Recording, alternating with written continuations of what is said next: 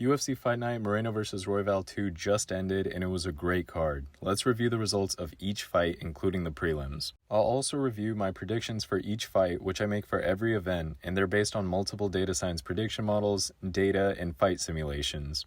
Please like and subscribe if you find this interesting, informative, or entertaining, as it'll help keep me motivated to continue to create content for you all. Plus, you get all picks and analysis right here. So let's jump right in. We ended the night 9 out of 12 fights at 75% accuracy. For the previous 10 events, we're averaging 66%. All-time, we're averaging 68%. All-time pay-per-views, we're averaging 70%. And all-time fight nights, we're averaging 66%. Alright, for our first fight, we had Erik Silva versus Mohamed Naimov. This first fight sort of deviated from the theme of Mexican fighters facing international opponents, since it featured a Venezuelan versus Tajikistani matchup. Venezuelan fighter Silva was looking for his first UFC win, while Tajikistan's Naimov aimed to extend his UFC featherweight streak. The fight commenced with a missed low kick from Silva and a forceful wheel kick from Naimov. After Silva was knocked off balance, Naimov capitalized with a body lock takedown. Upon hitting the mat, Silva immediately reacted to a leg injury, prompting referee Salas to end the fight and call for medical attention. Despite the injury, Naimov earned a TKO victory and embraced the host country's support with a Viva Mexico in his victory speech. Silva, visibly in pain, needed assistance to exit the cage after the official result declared Naimov the winner by TKO due to Silva's leg injury just 44 seconds into the first round. I had calculated a 68% probability for Naimov to win. Unfortunately, this fight ended due to injury before it could actually blossom, but Naimov did end up winning. In the next fight, we had Victor Altamirano versus Felipe dos Santos. Throughout the match, both fighters showcased their skills with a variety of striking and grappling techniques. In the first round, Altamirano was aggressive, utilizing a mix of kicks and punches, and managed to escape a guillotine choke attempt by dos Santos.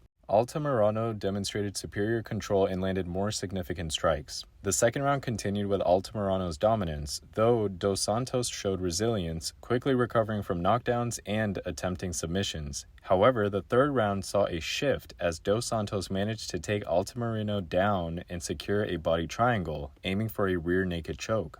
Despite this effort, Altamirano escaped and continued to fight back, but dos Santos landed a significant knee to the liver and pursued Altamirano aggressively until the fight's end.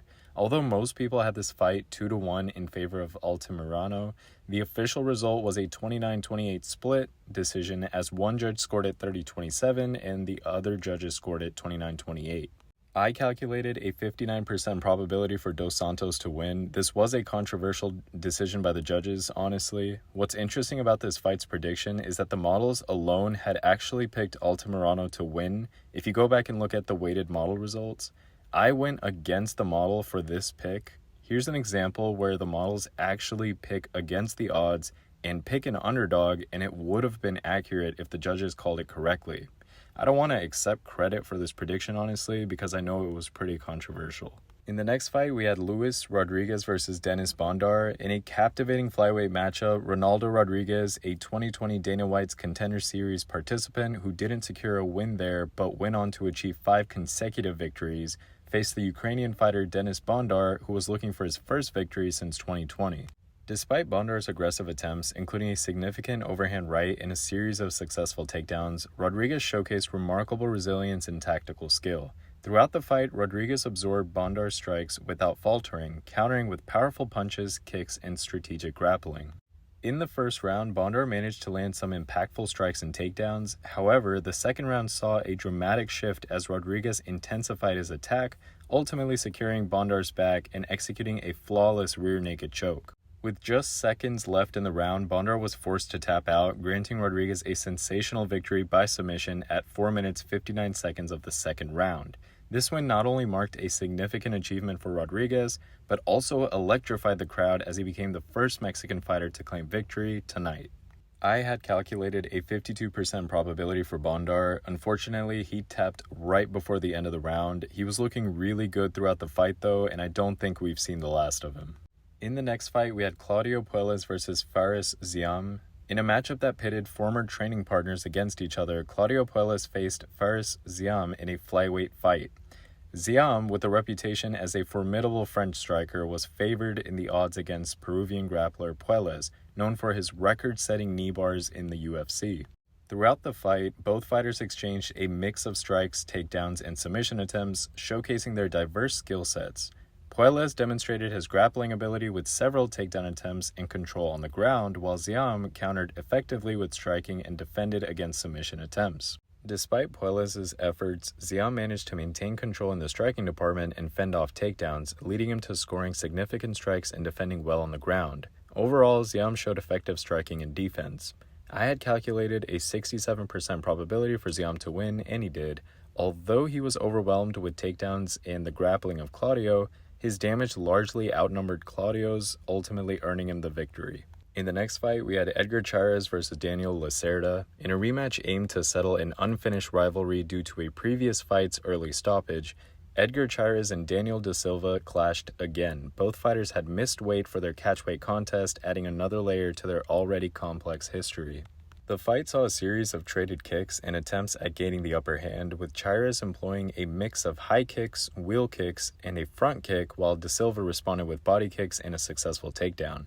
However, Chairez quickly turned the tables from the bottom, engaging da Silva with a high guard that transitioned into a triangle choke. Demonstrating his grappling ability, Chairez secured the submission, forcing da Silva to tap out early in the first round.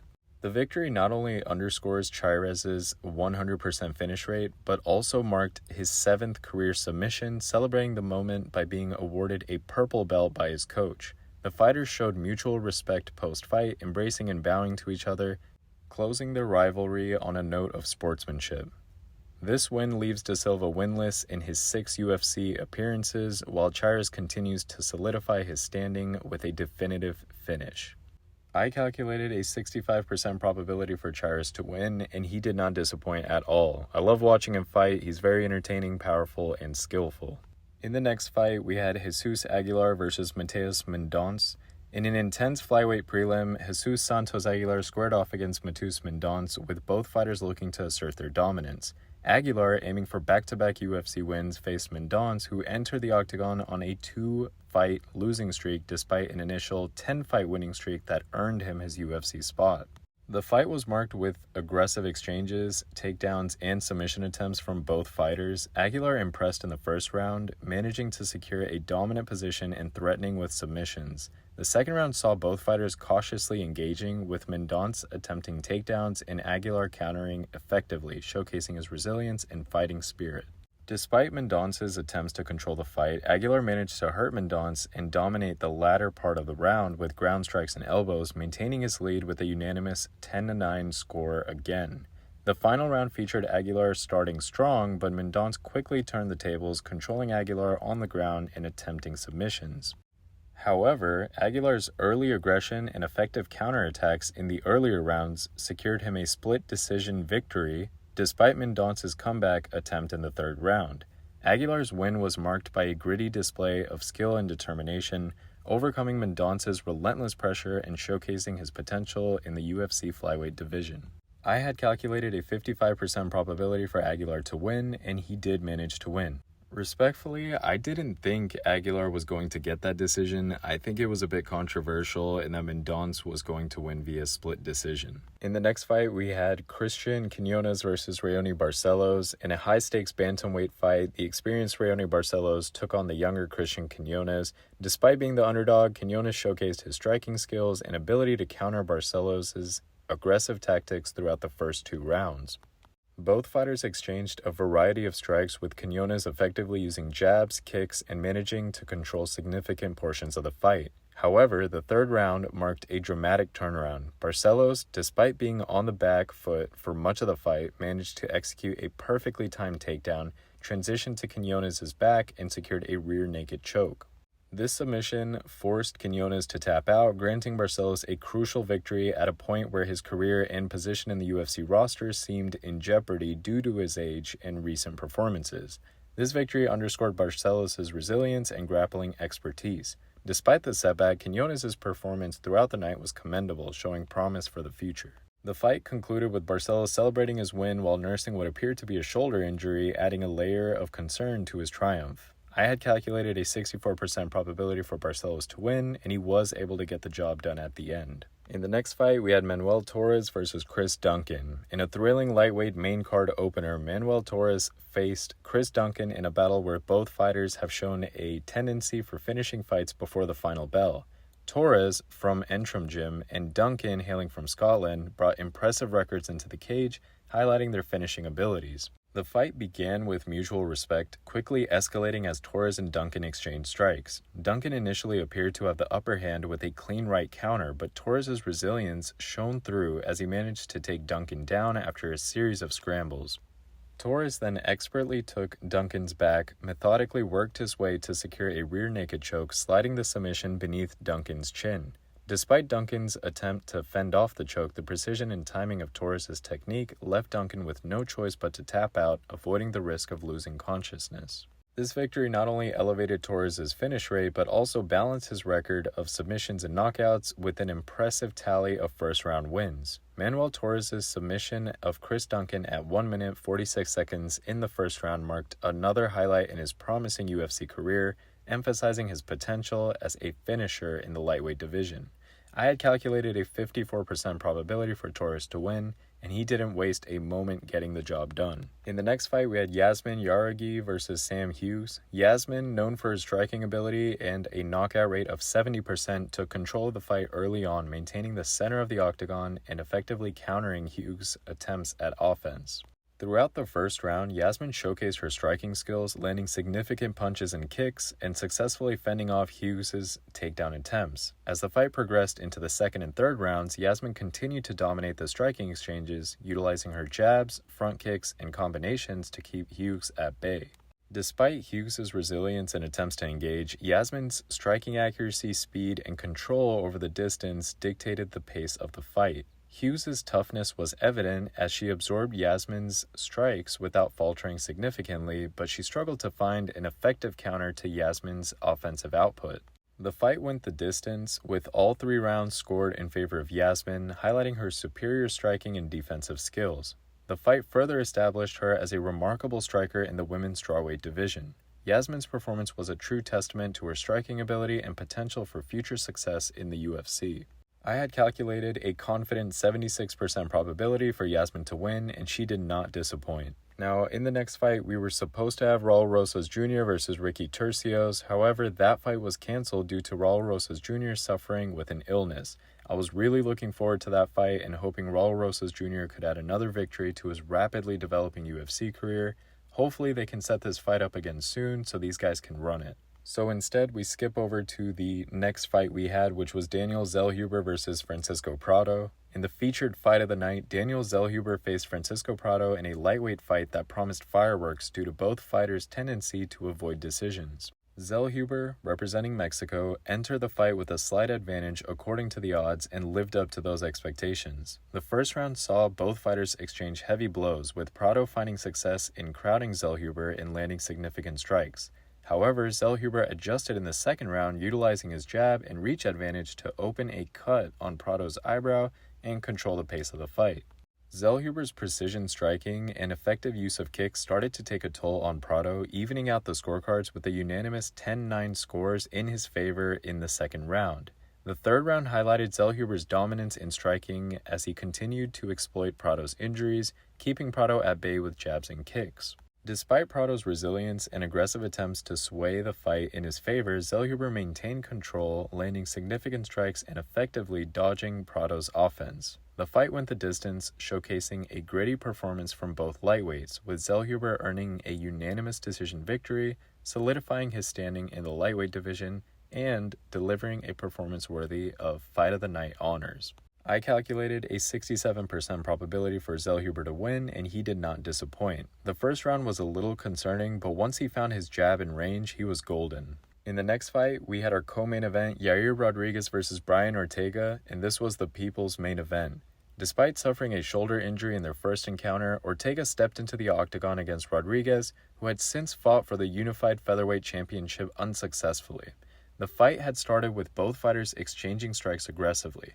Rodriguez dominated the first round, utilizing his striking to rock Ortega multiple times and nearly securing a finish with ground and pound, earning a significant lead on the scorecards. However, Ortega made a strong comeback in the second round, managing to take Rodriguez down and control the action on the ground, showcasing his grappling skills and ground and pound, which led to a unanimous 10-9 score in his favor from the judges. This shifted momentum continued in the third round for Ortega, who quickly secured a takedown, transitioned to full mount, and then locked in an arm triangle choke. Rodriguez had no choice but to tap out, granting Ortega the victory via submission just 58 seconds into that round. Despite the win, Ortega's celebration was tempered by his decision to hold onto the submission slightly longer than necessary, for which he apologized to Rodriguez and referee Mark Goddard. Ortega expressed regret for the oversight in his post-fight interview, emphasizing his resilience in overcoming the ankle roll during the fight's introduction and stating his intention to consult with the UFC officials for his next fight rather than calling out someone specific. I had calculated a 62% probability for Rodriguez to win, however Brian Ortega pulled off the upset and overcame adversity to get the job done.